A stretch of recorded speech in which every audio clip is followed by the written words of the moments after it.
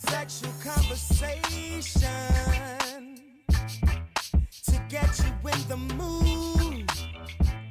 Oh, mental stimulation to make your body move.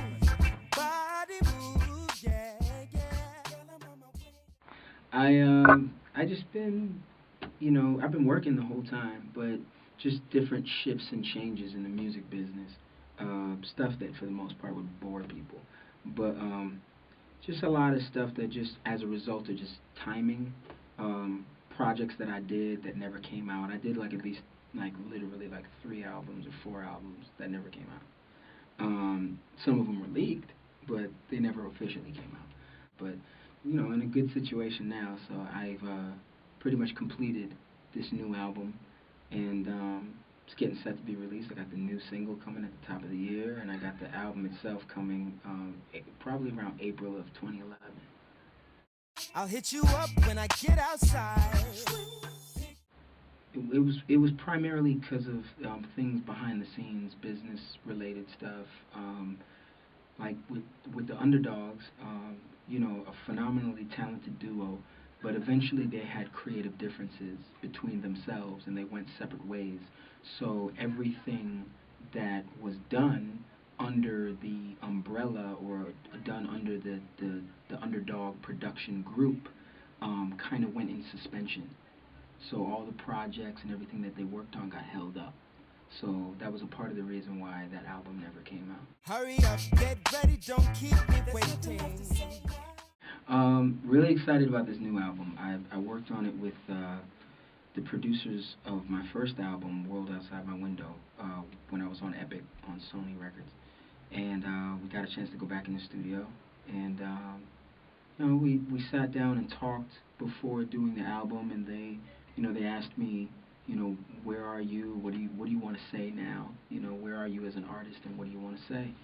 And I really just kept it simple. I was like, man, I want to make great music. I want people to have fun with me, and I did say that I wanted to focus on the importance of putting integrity into the music. I felt like there's a lot of current trendy stuff that's out, and I love it, but there's nothing that, at least in my opinion, it doesn't seem like there's any work that's out there that people would want to revisit, 5, 10 years from now. Like, I can think of so many albums that my parents grew up on that I heard, or even stuff that I loved, coming up, like, Jodeci albums, Faith Evans albums, Boyz II Men albums that you can go back and you can listen to, and it's classic stuff.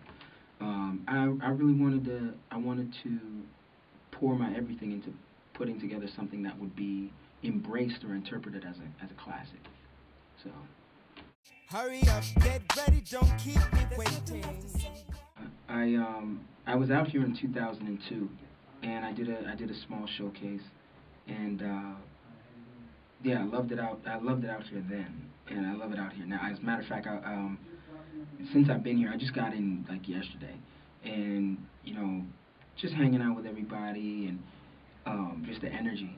Everybody really they love music, and it really comes off like that. Everybody's been very gracious, and it's been a great vibe. Like, I love it here. Like, it's a really great scene. I want to learn more about the music scene out here, because to my understanding, there's an underground soul music scene that's,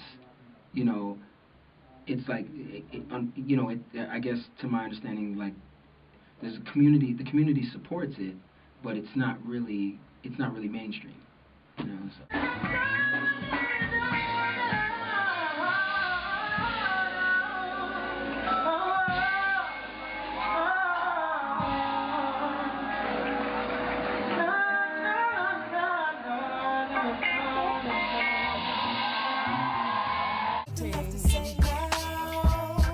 I'll hit you up when I Since the last album, and it's been a while, so I kind of accumulated a lot of experiences, and I've lost people close to me, and going through different things in life, and I just poured the emotions from those experiences into the album.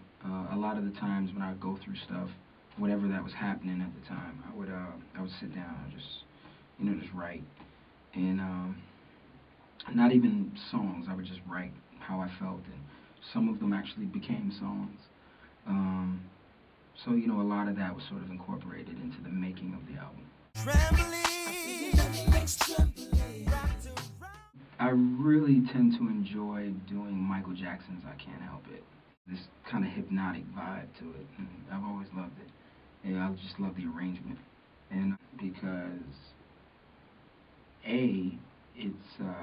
it's just one of my favorite all-time joints, one of my favorite jams, and it's just something. It's real magical, and it has this kind of hypnotic vibe to it, and I've always loved it. I tend to I approach it a little different though. Uh, Really, the reason why I kind of picked it as well is just because Michael Jackson, for as great as he is, and God bless his soul and God rest his soul. For the fact that we don't have him anymore, it was kind of like my way of. I never got a chance to meet him, but it's kind of my way of sort of paying homage. Keep on me screaming, coming back for more. She said she. To all my fans, my current fans in Paris, I want to extend my gratitude and my appreciation and my love for the support that you've shown me over the years. I've received every one of your emails, even though it's hard to write everybody back. But I would write back, to different fans here and there, and I just appreciate everything that you've done in support of my music. It's really empowered me and encouraged me in times, in tough times, and I so love y'all for that. And for those that don't know my music or don't know Glenn Lewis, I hope that this would, invite you to want to check out my music or intrigue you enough to want to see what I'm up to and what I'm about.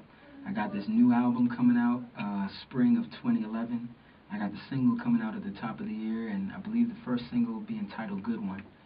And I'm really, really excited to share it with you. I put a lot of hard work into it. I left everything in the booth for y'all. And, a lot of these songs, all these songs are very special to me. I guess, an artist's music is always going to be special to him, but, I really made this one for the people. And I wanted to make something that was classic. I didn't want to make something that is just about getting money. I really wanted to make something classic. So if you love R&B and you love good music, then this one's for you.